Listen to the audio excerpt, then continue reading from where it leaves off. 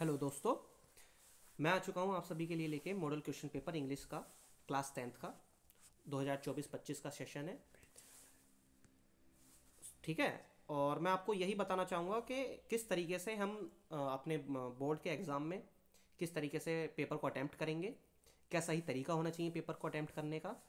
देखिए, आपका 70 मार्क्स का तो पेपर होता है, ठीक है, इंग्लिश का, और 30 मार्क्स आपके उसके मिलते हैं प्रैक्टिकल के, जो स्कूल की तरफ से आपके हो जाते हैं। पेपर आपका होता है 3.25 घंटे का। समझ रहे हो बात को? देखो, इंस्ट्रक्शन में आपको बताता हूँ पढ़ के। 15 मिनट का जो है आपका, आपको क्वेश्चन पेपर आपको पढ़ना है कि भाई क्वेश्चन पेपर हमारा क्या क्या बता रहा है, क्योंकि हम डायरेक्ट क्वेश्चन पे चले जाते हैं, बहुत सी चीज़ें छूट जाती हैं, हम समझ नहीं पाते। तो सबसे पहले आपको 15 मिनट अपने क्वेश्चन पेपर को पढ़ने में आपको देने हैं, ठीक है। और आपका जो क्वेश्चन पेपर है इस बार जो है आपका दो पार्ट्स में डिवाइड रहेगा, part A, part B. Part A consist of 20 multiple choice question carrying 1 marks each. Part A में आपके 20 एमसीक्यूज रहेंगे, जो आपको ओ एम आर प्रोवाइड होगी, आपको उसमें ओ एम आर फिल करनी है। आपके 20 किस तरीके के क्वेश्चन रहेंगे वो पार्ट ए में, जैसे कि आपका पैसेज रहेगा। पहले पैसेज आता था, तो पैसेज का हमें डायरेक्ट आंसर अपनी बोर्ड कॉपी में लिखना होता था। समझ रहे हो बात को? जैसे कि ये आपका पैसेज है, this is a great lesson for all of us to learn that in all matters that two extremes are alike. आपको फिर क्वेश्चन नंबर डाल के आपको पूरा आंसर, जैसे मानिए किसी चीज़ का आंसर यहाँ से लेकर यहाँ तक का बैठ रहा है पैसेज का, तो वो लिखना होता था।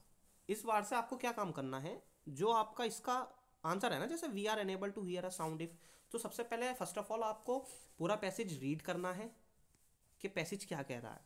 देन उसके बाद आपको जो इसका आंसर आपको लगे, आपको ओ एम आर में फिल कर देना। मानिए ए बी सी डी मैंने पढ़ा नहीं है, मैं आपको बता रहा हूँ कि आपको जो है, आपको बस इसमें मान लो बी है, तो आपको बी अपना ओ एम आर में फिल कर देना है। देन उसके बाद सेकंड क्वेश्चन को पढ़ना है और आपको फिल कर देना है। सेकंड हो गया, थर्ड हो गया, और आपको जो है उसके बाद जो आपकी ग्रामर होती थी ना, ग्रामर का भी अलग से ऑप्शन होता था। ग्रामर भी आप उसकी उसमें फिल कर आप नोट करते थे बोर्ड की कॉपी में, ये भी आपको एम आर में फिल करनी है। तो आपकी ग्रामर भी इसी तरीके से करनी है। देन उसके बाद आपके जैसे ग्रामर के सेंटेंस हो गए, इसमें ये आपको रीअरेंज करके लिखने होते हैं। Loves my to share toys brother his, ये भी आपको अरेंज करके ये भी वो एम आर में फिल करने हैं। इसी तरीके से ये आपके सारे क्वेश्चन हैं। जो आपके पोइट्री के पैसेजेस होते थे वो भी आपको इसी तरीके से करने हैं। ये आपका पोइट्री का पैसेज है, एनी बेसेंट वाला, ये आपको सिर्फ ओ एम आर फिल करनी है। समझ रहे हैं बात को?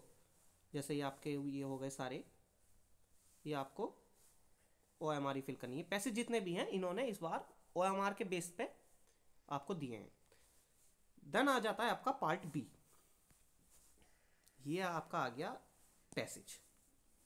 ये वाला जो पैसेज है आपको ये पूरा रीड करना है। देन उसके बाद ये जो क्वेश्चन है, क्वेश्चन का आपको डायरेक्ट आंसर आपको अपनी बोर्ड की कॉपी में नोट करना है।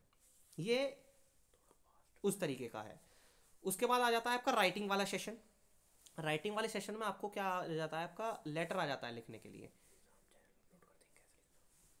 और ये इसे हम जो है हम बता देंगे कि चैनल पे अपलोड कर देंगे कि लेटर को किस तरीके से लिखना है।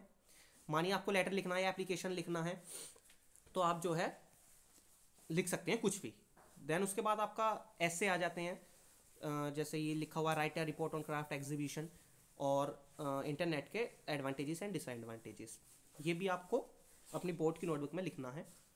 ये भी हम बता देंगे आपको, चैनल पर नेक्स्ट वीडियो लेके आएंगे हम कि किस तरीके से आपको लिखना है और किस तरीके से आपको जो है ये उसमें बोर्ड की नोटबुक में लिखना है, कैसे आपको ऐसे लिखना है, कैसे आपको लेटर लिखना है। समझ रहे बात को? ये आपका आ गया ग्रामर का पोर्शन, डायरेक्ट इनडायरेक्ट स्पीच, ठीक है। उसके बाद आ गया आपको ट्रांसलेशन। ट्रांसलेशन तो आप समझते हैं कि हिंदी को आपको, हिंदी जो है इसकी आपको इंग्लिश में लिखनी है। फिर आ जाता है आपका लिटरेचर का पोर्शन। लिटरेचर के पोर्शन में आपको क्वेश्चन आंसर आ जाते हैं।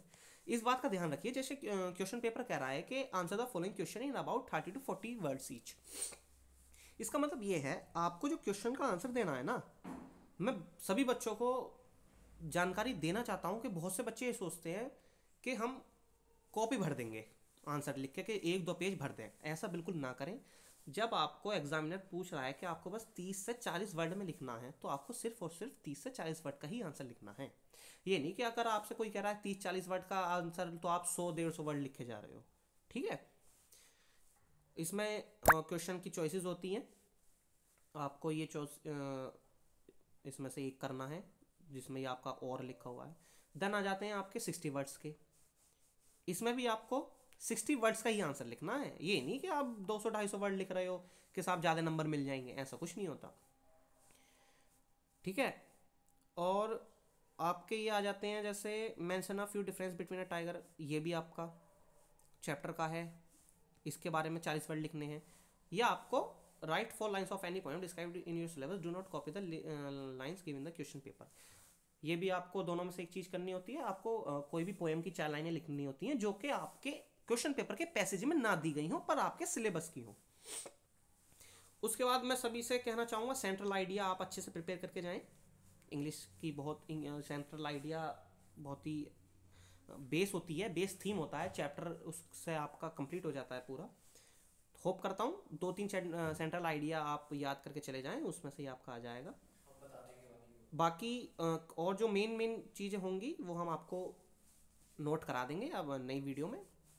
उसके बाद आपके ई क्वेश्चन आ जाते हैं 30 से 40 वर्ड के क्वेश्चन लिखने हैं। देन आपके 60 वर्ड्स के आपको 60 और खाली एक ही क्वेश्चन करना है दोनों में से। ठीक है।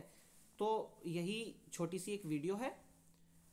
होप करूँगा आपको समझ में आया होगा किस तरीके से आपको क्वेश्चन पेपर प्रोवाइड होगा बोर्ड्स में। 12th वाले तो ज़्यादातर जानते ही हैं क्योंकि उन्होंने बोर्ड्स के पेपर दिए हुए होते हैं, पर हाई स्कूल वाले बच्चों को शुरू में ये लगता है कि यार किस तरीके से आएगा। ज़्यादा आपको लोड लेने की ज़रूरत नहीं है और आराम से पढ़ते रहिए। इसी तरीके की अच्छी अच्छी वीडियो आपके लिए लाते रहेंगे। चैनल को सब्सक्राइब कीजिए, सपोर्ट कीजिए। मिलता हूँ जल्दी नेक्स्ट वीडियो में। टाटा, बाय बाय, बाय दोस्तों।